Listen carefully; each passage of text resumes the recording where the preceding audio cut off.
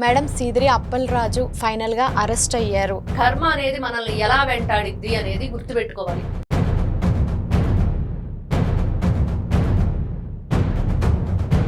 Madam నమస్తే. నమస్తే అమ్మా.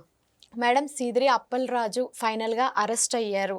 ఏదైతే హిట్ అండ్ రన్ కేసు ఉందో దాని మీద లేనిపోని సాక్ష్యాలు సృష్టించడం వల్ల ఆయన అరెస్ట్ చేశారు.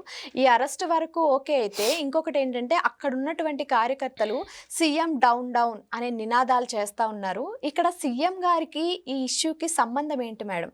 ఇప్పుడు సీఎం గారు వెళ్ళి యాక్సిడెంట్ చెయ్యమ్మా అని చెప్పారా, లేకపోతే కూటమి పెద్దలు ఎవరన్నా దగ్గరుండి చేపించారా?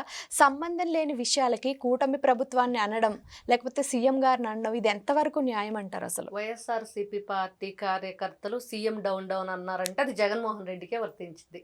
ఎందుకంటే వాళ్ళు ఇప్పటికి కూడా ఆయన సీఎంగానే చూసుకుంటున్నారు. సీఎం సీఎం అని అరుస్తారు ఆయన వచ్చినప్పుడు, మీరు గమనించినట్లయితే. కాబట్టి ఇప్పుడు వాళ్ళు ఎవరిని అన్నారు అంటే సీదిరి అప్పలరాజు అరెస్ట్ ని జగన్మోహన్ రెడ్డి అరెస్ట్ చేయించకుండా ఉండలేకపోయాడు, కాపాడలేకపోయాడు, ఏ విధంగానూ సహాయ సహకారాలు అందించలేకపోయాడు. అందుకనే జగన్మోహన్ రెడ్డి డౌన్ డౌన్. తీసుకోవాలంటారా? మరి అదే అర్థం చేసుకోవాలి. జగన్మోహన్ రెడ్డి ఏ ప్రోగ్రామ్ పెట్టి వచ్చినా జనాలను పోగు చేయటం, వాళ్ళకి డబ్బులు ఇవ్వటం, లేకపోతే ఇంకోటో మందో లేకపోతే బిర్యానీనో పెట్టి తీసుకొస్తారు.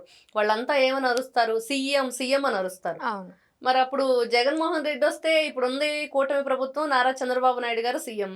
ఆయన వచ్చినప్పుడు సీఎం అని అరిచారంటే ఇంకా జగన్ 2019-24 తర్వాత కూడా సీఎంగా ఉన్నారని వాళ్ళు ఫీల్ అవుతున్నారా? మరి ఇప్పుడు సీఎం డౌన్ డౌన్ అంటే ఎవరన్నా అన్నారు. వాళ్ళే అర్థం చేసుకొని వాళ్ళే దానికి అర్థం కూడా చెప్పాల్సిన అవసరం ఉంది. ఇక్కడ సీదిరి అప్పలరాజు అనే వ్యక్తి గతంలో నీచమైన భాష, నేను డాక్టర్ని అంటాడు, నేను ఎంతో వేల మందిని బ్రతికిచ్చానంటాడు, ట్రీట్మెంట్ చేశానంటాడు. మరి ఆ మానవత్వం ఎక్కడికి పోయింది? ఇప్పుడు నువ్వు డాక్టర్, ఇక్కడ ఒక మనిషి అనేది పక్కన పెట్టు, లేకపోతే మంత్రివా ఎమ్మెల్యేవా అనేదా రాజకీయ నాయకుడు అనేది పక్కన పెడితే నువ్వు ఒక డాక్టర్వి. డాక్టర్ అంటే ఏ పరిస్థితుల్లో కూడా ఎట్లాంటి వాళ్ళకైనా, నీ శత్రువుకైనా నువ్వు ట్రీట్మెంట్ అందించవలసిన ఆ పరిస్థితి మీకు ఉండిద్ది. మరి అలాంటి దయార్థ హృదయంతో ఉన్న వ్యక్తివి దయ, జాలి, కరుణ, మంచి, చెడు ఏది లేకుండా ఒక వ్యక్తిని అంత స్పీడ్ తోటి, ఓవర్ స్పీడ్ తోటి ఆ అబ్బాయి డ్రైవ్ చేయటమే కాకుండా లెర్నింగ్ లైసెన్స్, పర్మనెంట్ లైసెన్స్ కూడా అతనికి లేదు. ఆ లెర్నింగ్ లైసెన్స్తో ఉండి 18 ఏళ్ళు నిండా చిన్న పిల్లోడు, పాపం జగన్మోహన్ రెడ్డి చెప్పాడు కదా, ఏం తెలియని పిల్లోడు, ఆయన మీద అబ్బాయి మీద కేసు పెడతారా? సరే, ఆ అబ్బాయి మీద కేసు పెట్టి వాళ్ళ నాన్నకు బుద్ధి ఉండాలి కదా అని అడుగుతున్నారు ఇప్పుడు అందరూ.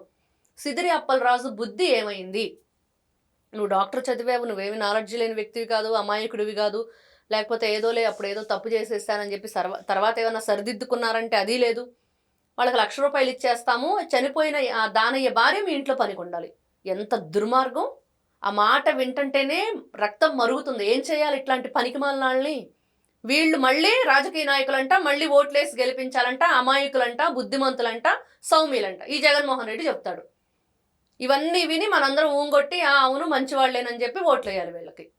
ఒక వ్యక్తి చనిపోతే కనీసం మర్యాద, కనీసం ఆ వ్యక్తి శవం అసలు బ్రతికున్నాడా లేదా అనేది పట్టించుకోకుండా నీ కొడుకు నువ్వు భుజం మీద చేసుకొని ఆయన చక్క కారులో తీసుకెళ్ళి అతనికి ఫస్ట్ ఎయిడ్ చేయించుకొని వేరొక వ్యక్తిని, అంటే ఇక్కడ చనిపోయిన వ్యక్తి వాళ్ళే చెప్తున్నారు కదా, ఒక బీసీనో లేకపోతే ఒక మత్స్యకారుడనో ఈ వ్యక్తిని, ఎవరైతే ఈ సీదిరి అప్పలరాజుని, అతను మత్స్యకారుడు అయితే మరి చనిపోయింది వాళ్ళు బీసీలే కదా. మరి ఎవరైతే నువ్వు అక్కడ నీ కొడుకు ప్లేస్లో ఇంకొక అబ్బాయిని పెట్టావో, ఆ అబ్బాయి ఎవరు? ఒక బ్రాహ్మణ సామాజిక వర్గానికి చెందిన అబ్బాయి.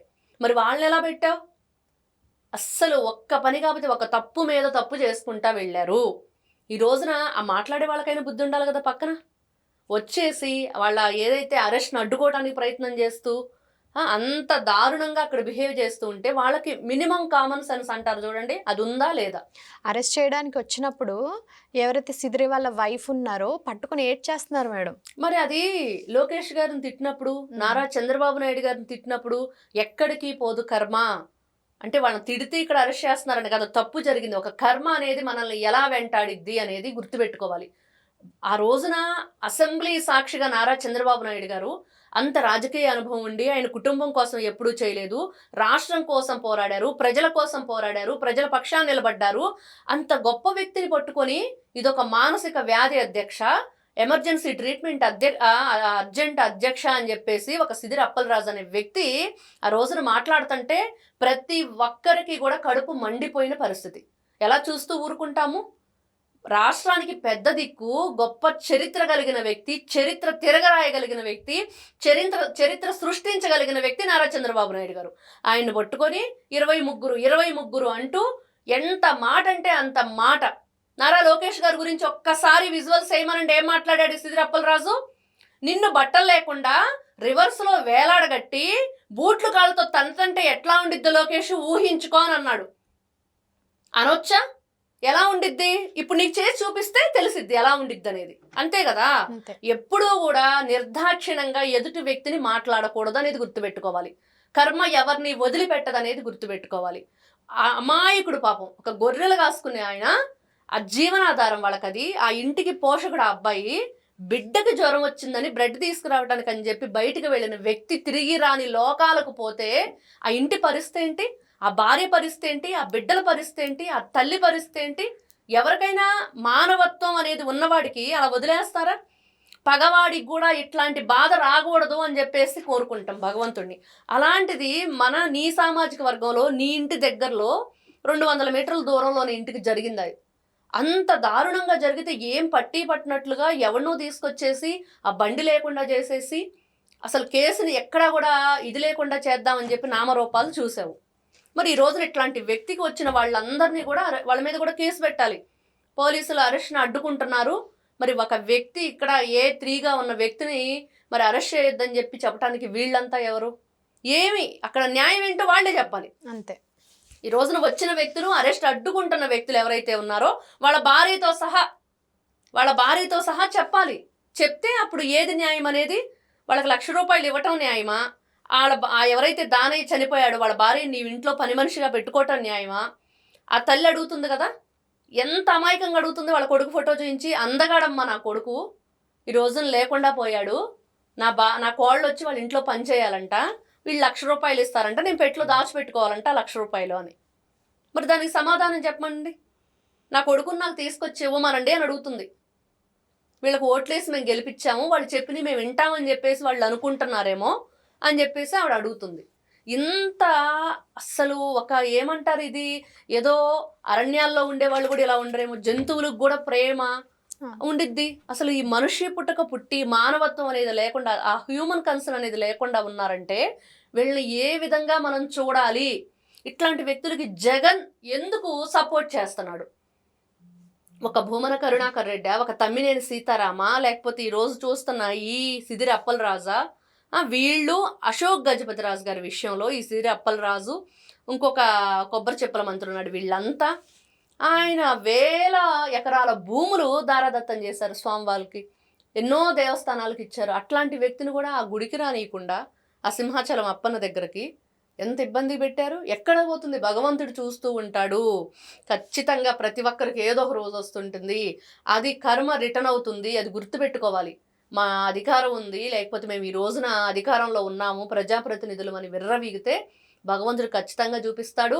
వీళ్ళు ఎవరైతే సపోర్ట్ చేస్తున్నారో వాళ్ళు కూడా ఆలోచించుకోవాలి మనం ఎవరికి అండగా నిలబడ్డాము అనేది. కాబట్టి అధర్మం వైపు నిలబడితే ఎప్పుడైనా సరే ఆ అధర్మం ద్వారా మీరు ఎలా పతనం అయిపోతారు అనటానికి నిలువెత్తు నిదర్శనంగా ఈ రోజున ఎన్నో తార్కణాలు కనిపిస్తూ ఉన్నాయి. దయచేసి వాళ్ళ కుటుంబానికి హెల్ప్ చేయండి. నేను చూసాను, గౌ సురేష్ గారు వీళ్ళందరూ వెళ్ళారు, కలిసి ₹5,00,000 ఎంతో డబ్బులు ఇచ్చారు. మేము ఉన్నామమ్మా, మీ పిల్లల్ని మేము చూస్తామని చెప్పేసి వాళ్ళకు ఒక మోరల్ సపోర్ట్ని ఇచ్చొచ్చారు. అది కదా కావాలి, అందరం అదే కదా కోరుకుంటున్నాం. ఈ రోజున వాళ్ళకి మొన్న జనసేన నుంచి ఎవరో కొంతమంది వెళ్ళారు. ఏదో ఒక అతను ఒక యూట్యూబ్ ఛానల్ ఏదో చేస్తాడు, అతను కూడా డబ్బు పంపించాడు జనసేన వాళ్ళ చేత, కార్యకర్తల చేత. ఇలాగా ఒక కుటుంబానికి అండగా నిలబడటం పోయి వీళ్ళు ఈ రోజున ఈ పిచ్చి అరుపులు అరుస్తూ ఈ సిదిరి అప్పలరాజుని సపోర్ట్ చేస్తున్నారంటే వాళ్ళ ఇంట్లో భార్య, తల్లి, వాళ్ళ పిల్లలు, వాళ్ళు ఒకసారి వాళ్ళ ఫేసులు చూసొచ్చి వీళ్ళు బయట నిలబడి అతనికి ఎలా సపోర్ట్ చేస్తారనేది వాళ్ళే ఆలోచించుకోవాలి. Okay, thank you madam. నమస్తే అమ్మా.